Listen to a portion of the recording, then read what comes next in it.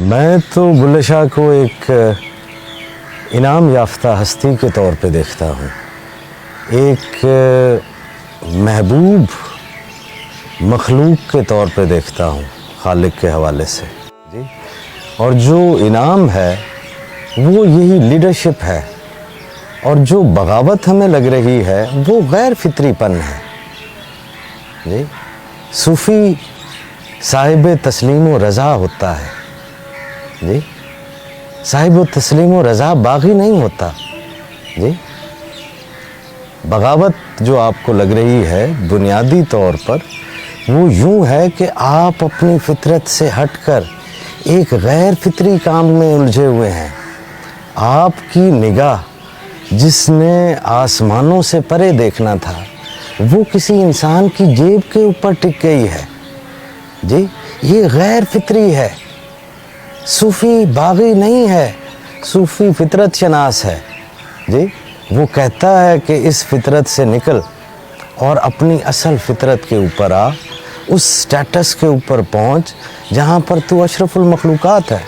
وہ باغی نہیں ہے جی، وہ فطرت کے قریب ہے جی، اور وہ لیڈر بھی اسی وجہ سے ہے کیونکہ وہ فطرت کے اوپر ہے۔ اور فطرت انسانی جو ہے جی وہ محبت ہے، چاہے اس ذات نے خود اپنے ہی پہچان کی خاطر اس ساری تخلیق کو وجود میں لایا ہو جی، تو ہے تو وہ محبت ہی، تو فطرت کے اوپر ہوتا ہے، محبت والا ہوتا ہے، اسی لیے وہ لیڈ کرتا ہے۔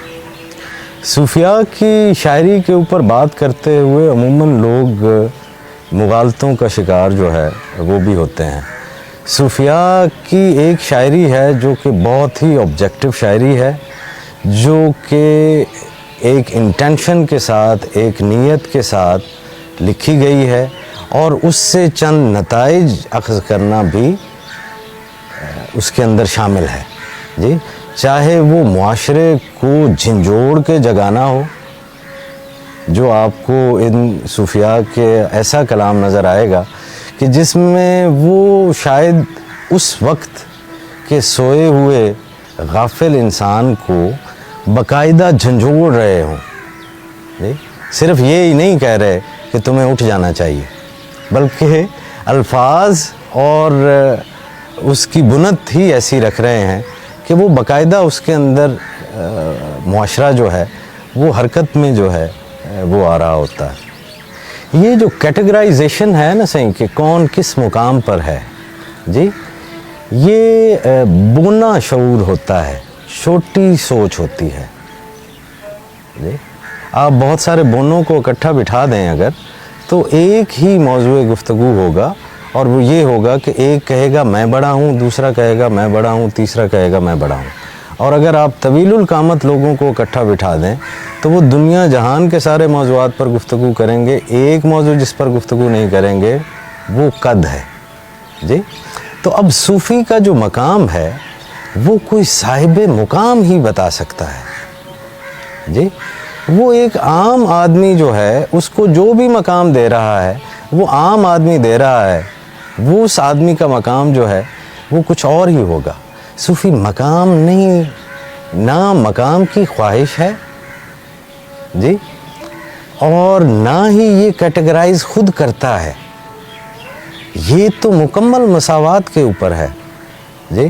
جو معاشرے کے ہر طبقے کو گلے جو ہے وہ لگاتا ہے، وہ تو اس شعور سے نکلنے کی جو ہے وہ سراپا دعوت ہے کہ آپ نے جو کمپارٹمنٹلائز کر دیا ہے، آپ نے جو تعصبات کریٹ کر دیے ہیں۔ صوفی پل بناتا ہے، دیواریں کھڑی کرنا نہیں جانتا۔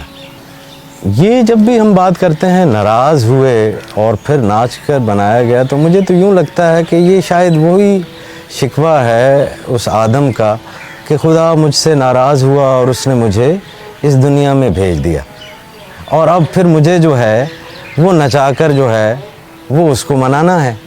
یہ تو آپ وہ کہانی جو ہے وہ بیان کر رہے ہیں، جبکہ اللہ تعالیٰ جو ہے وہ، کیا آپ کو واقعی لگتا ہے کہ ناراض ہو کر ایک مخلوق کو خلافت کا درجہ دیا جائے گا؟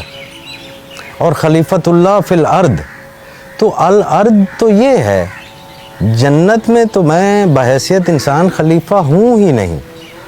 تو جیسے وہ آدم بھولا، ٹھیک ہے، ویسے ہی جو ہے وہ آدم کا پوتا بلا بھولتا ہے، ٹھیک ہے. نہ ہی جو ہے وہ بلا اس بھول سے پہلے اس مقام پر ہے، جیسے نہ ہی آدم جو ہے وہ اس غلطی سے پہلے اس مقام پر ہے. تو یہ فطری جو ہے وہ ہوتا ہے، یہ بلے کی غفلت نہیں ہے، چیزوں نے ہونا اس طرح سے ہوتا ہے.